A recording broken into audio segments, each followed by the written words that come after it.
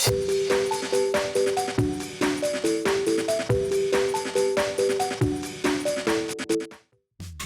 it going, YouTube? It's Panda time. In this video we have Sakuyamon going against Gargomon. This wasn't actually like an official tournament match, but I definitely wanted to make sure that I could showcase some new decks for you guys. So we had some fun show matches to try and do so. There is a little bit of glare on my side, but I hope that it's not too bad, and I hope that you guys still find the video enjoyable. Definitely let me know how you guys are feeling about EX2 as a set. What decks are you guys playing with? What are you guys having fun with?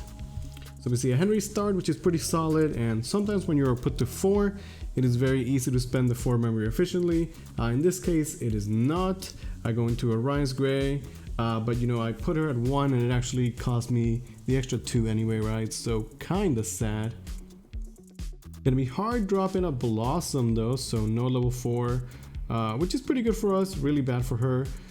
Going to Digiburst and get the Rika. Rika is such a strong tamer, and now that we have a tamer, we can use the plugin to get the card draw, Digivolve into Sakuya, and take the plugin back to our hand. So Sakuya, pretty good. We can do the -2 DP to just clear out the Terriermon, hit into another Terran security, and I'm gonna just be playing a Renamon to pick up another Taumon. So we're in a good spot. The Blossom could be a level 5, but the level 5s from the Gargo deck tend to be fairly expensive, so I think that as long as we didn't pass over 4 memory, we would be okay. Gonna have to start building again from the back. Definitely, you know, when you see somebody hard drop to level 5, it's like very obvious that they're lacking that level 4, right? So might be just be looking to search for those pieces. The Terrier could search for a Rapid, but it's a big whiff, and that's kind of sad. We have a Sakuya out on the board, so at this point we might be able to just clear the Blossom for sure. He could Digivolve into one of the Gargos and then maybe make it so that my Sakuya won't unsuspend, which usually would be okay, but the Sakuya deck can get free unsuspends with the Sakuya Digivolution, which always feels nice. I like the Sakuya deck a lot because like it's still very much a yellow deck, but it doesn't play like other yellow decks. It's not like one of these grindy, you know, stall. You can do a lot of cool stuff with it. We're going to swing, tap in the Rika to get the plugin, lets me restand the other Sakuya. Sakuya can restand any Digimon when Digivolved, then we get the plugin back as well. We get some memory from our hero rolls, because some DP reduction. Now the other Sakuya could swing, we can tap the other Rika, get another plugin, so it gets pretty crazy, right? Gonna just actually be hard playing the plugin. We don't have any Digivolution, but we do get a bunch of minus DP. And then this time when we swing, because of a free plugin, we actually have enough DP reduction to clear the Gargo and swing for 2 checks. And at this point I'd say the game is pretty much done, right? She only has a Terriermon to work with. The Henry for memory is not going to be enough. So she had to hard play level 5. Missing the 4 really hurt her, and we had a really good line with Sakuya back to back into another Sakuya, which let us get around the not being able to unsuspend, right? So pretty clean turn. Funny enough, if she had a Nidhogg there, it actually would keep her in the game, right? Nidhogg would clear the entire board. It's pretty funny, right? She actually just top decked it, like an Nidhogg there would clear both the Sakuyas and the Renamon, and we still would have been in a good spot to clear the game out, but it definitely might have given her a chance to come back into the game, right? But at this point, we're just swinging, just going through the motions, making sure we get the proper DP reduction, but that's gonna be game 1 going to Sakuya. So I really do enjoy the Sakuyamon deck. It's pretty cool. MegaGargomon, I feel like it's being slept on a little bit. You can definitely struggle, but I feel like overall its cards are solid, and I'd like to see somebody come up with a good build. We are hard playing a Casamon, which is really sad, less than ideal. You would think that if you don't open a rookie, you at least are able to like set up a tamer, get a memory boost going or something like that. But having to hard play at level 5 like that, or level 4 like that for 5 memory just kind of hurts. We see on the other hand a bunch of Terriermons, nothing but Terriermons. Gonna be bottom decking the Henrys, but she's able to at least pick up a Rapidmon. Rapidmon is a crazy Digimon in the first place, but in this deck you can always Digivolve for 3 or even less because of Willers, right? And the Issy, so you can actually get some really cheap Rapidmons, which is pretty cool. We finally do pick up a rookie, so now we're gonna start building in the back. You know, safe from all the suspend effects, and then just try and memory choke as much as possible. Gonna be going into the dog with jeans, and for us it's just setting up a Rika The Sakuya deck has so many ways to play Rika for free. We play Talmon and Luisthepanda, so like hard playing a Rika just feels bad because you'd much rather just get it for free, obviously, right? But sometimes you gotta do what you gotta do. Got the double Gargo stack, which lets her go into a Chimeramon. There's nothing in the trash, but the Jogress means that she has enough source to go into a Nidhogg, Digiburst 4, clear my board, and still retain an Inheritable, which is pretty cool. I definitely like Nidhogg in that deck, and Chimeramon can do a lot of cool stuff. So our board is clear. We have to start once again from scratch. I don't have a rookie, and we have to hard play at level 4, so I'd say at this point the game is pretty much over. There should be no way that I come back, unless my security is like absolutely insane. We just had too weak of a start, and the Nidhogg was a good answer to our plays, right? Will is there, lets you hatch again, which is pretty cool. And we just see more and more Terriermons. Those altars are so cute. I absolutely love the Terriermons. At this point, she doesn't have to do too much. Just, you know, get the free chip into security and try and deny me a board as much as possible, right?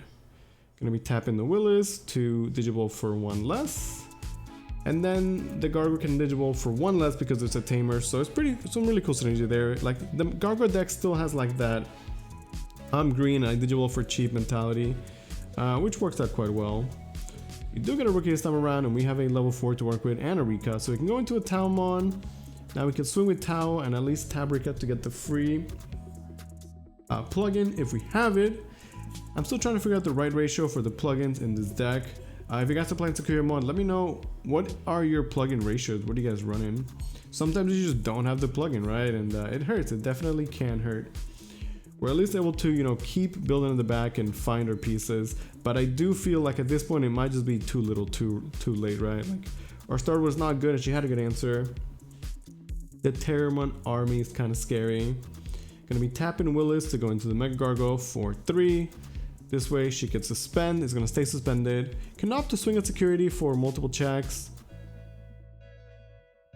Yep, it survives. Also can get the, you know, good inheritables. Can get a bunch of card draw, DP gain. Should probably swing over my Digimon just to be safe, yep. And then that's gonna be game 2. So I was forced to build on the front, and you know, she had good answers for it. We didn't really have the plugins. We had to hard play the Rikas, and hard playing champions just feels bad against decks like those, right? Going into game 3, we see a Gummy start into the Terrier and then the Issy. I think the Issy is a really good tamer for the MegaGargo deck. You're suspending Digimon left and right. You know, he costs 2, he could be cheap. And then you get memory back, which lets you go into the big Gargos and hopefully maintain your turn, right? We go into a Renamon to pick up our pieces. And there's the dog with jeans yet again. We have double rookie to work with. Gonna go into the Cubimon on top of the Renamon. Hidden triple plugin option, which is pretty funny. Definitely gonna just pick up the green one. I have the blue as a one-off, and like it's nice to have it, but it's not something we need. I think we prefer the Rena Inheritable at this point, which is why I did it this way. Right now it's a nice back and forth game. Definitely just a bunch of setup. Not gonna take any unnecessary risk or swings, right? Just seeing who can get their game plan set up, right? Whether that's setting up a big Gargo to suspend and clear, or setting up the Sakuya for pressure and clear, but in a different way as well, right? Going to a Patamon in the back. I can't wait to get the flower Patamons and Gabumons. Definitely looking forward to that. Gonna go into a Judge Pitamon to just dig. I think the reason here is that I have my level 5, but I don't have the tamer. So I'm drawing as much as possible so that when I go into a level 5, we can hopefully play a Rika for free, right? Digimon into 2 level 4s gives me 2 additional draws. However, after that, we still don't have a Rika, which is sad. You definitely want to be playing Eureka. And like, if you don't have Eureka at the start, it's okay. Or like, if you already have a Rika and you don't have Rika after, it's fine. But like, at the start, you really need that Rika. And there's the Rapidmon I was talking about. So because of the Terriermon and the AC, she can actually Digivolve into Rapidmon for 2, which is pretty crazy. Gets to fully suspend my board. Everybody gets minus 5k. So now they can easily swing over my level 5. My other stack was cleared as well. And we didn't even get the free tamer from it, right? So we're definitely going to be in a very rough spot. Going to be playing a Terriermon to get some more searches. There you see the big Gargo. Really seeing a lot of the old MegaGargo, but the new one is pretty good as well, of course. I do think they both feel pretty well. They both fit pretty well in the deck. Now we only have 2 memory to work with, and she has Mimi, so Digimon to a 5 means that we're gonna just pass turn no matter what, and it just feels bad. I might not even have the 5, so we're just gonna use the yellow memory boost to find the 5, but that was a very expensive yellow memory boost, and it definitely feels like it might be too little too late at this point. We didn't have her pieces early on, and once again she had good answers to her board. This time in the case of Rapidmon, Rapidmon's still putting in so much work, such a crazy Digimon. The fact that he can, you know, suspend, clear, swing over, it's too good, right? Rapidmon is too good. There's the inheritable from the baby Argomon, giving 1 additional memory, which is pretty good. I know that Gummymon is a really strong Digimon for that deck. Like, the card draw is very, very nice, but I think the Argo also puts in work. Being able to get extra memory could go a long way. Now she has Mimi.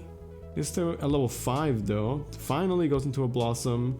Can now bring out the Earth Terrier, and I think she can start to go aggressive. There isn't much to fear. There is a world where like you wanna not swing into a Rika, just keep going super wide and be extra safe. So maybe that's the line she's gonna take. Rapid, pretty free swing though, since it's going to get armor released, and in this case it's actually even better because the Rapid gets released into a Terriermon that's gonna block my memory boost. So now she can memory choke me to 1 and have the Terriermon to prevent the memory boost. So it's actually a really, really good play there. However, the Terry is suspended, so we can't swing into it. So I can swing into it first and then go into the Taumon. This time we do have the Rika, which is nice. And we can end by going into a Sakuya to at least restand so that we don't just easily get swung over. However, at this point, she still has, you know, the Blossom, the Henry, the Mimi, and the Issy. So it should be pretty easy for her to answer the Sakuya, I would say. We at least get to use our inheritables to clear the other Terriermon, so we at least were able to answer to a Digimon. But however, it just still feels like we're just a little bit too behind. So the MegaGargo is gonna be there, can suspend the Sakuya, get the memory with the Issy. Also gets the DP boost from the inheritable, so it's big enough to swing over pretty much anything. You just take it relatively safe. Yeah, just don't need to go for security. The security still has an effect, even if you don't answer it, right? Even if it's suspended. So swinging over is definitely correct. And I can use the Mimi to once again continue to go wide and maybe set up for a next turn lethal. Going to a Rapidmon, 2 pass turn. We have to once again start building from scratch. We're gonna build in the back to be relatively safe. Can go all the way into a 5, and then next turn with a Rika we could like swing, plug in, go into Sakuya, restand, and definitely do some work. So 4 security, only 2 Digimon board, so feel relatively safe, but the Mimi is there, right? So at this point, green can definitely get some extra swings. Has to just swing, we hit into a plugin, which is pretty good in security. All the plugins have good effects, right? They go to your hand and they give you something else. It always feels nice. Everything's kind of just swinging. Gonna tap the Mimi to bring out the Terriermon. Now at this point the Terriermons can just swing, and then that's gonna be game with a hybrid. I hope you guys enjoyed that one. Hopefully the glare was not too bad. Thank you guys so much for watching.